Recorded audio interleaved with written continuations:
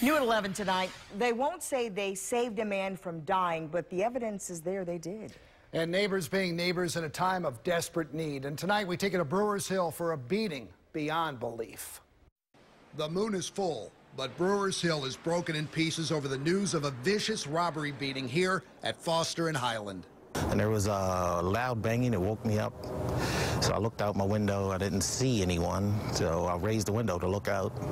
And I saw my neighbor covered in blood from head to toe. A man, not even 30, was parking his car just before 2 this morning. He took over the spot of a bartender at quitting time.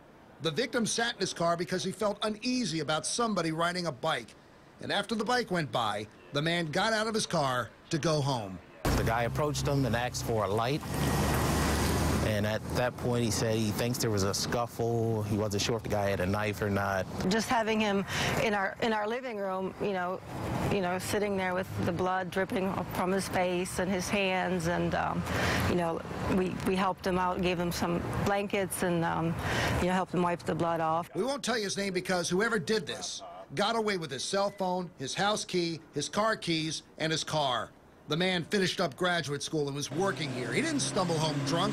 He just parked his car to go home after a 9-hour day at work. He probably would have given them, you know, what they asked without any kind of violence. So he sat in this couple's living room, fading in and out, remembering he got hit in the back with a cinder block.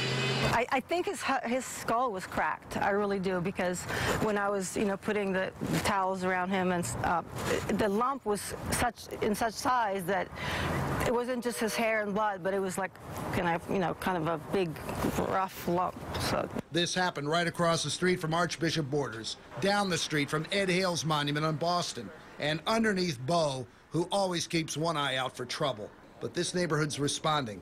Neighbors say they will look to install security cameras and keep posted on social media sites so that every block of Brewer's Hill will be safer.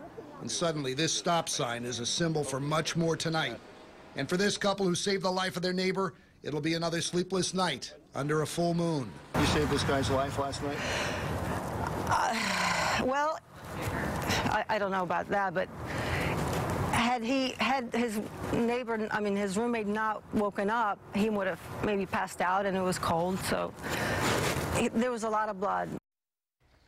You know, from Foster and Highland through Brewer's Hill, Canton to West Baltimore and south, we should all root for this man, as we do for all victims of crime. Right now, he is in intensive care. And no suspects tonight. Nothing.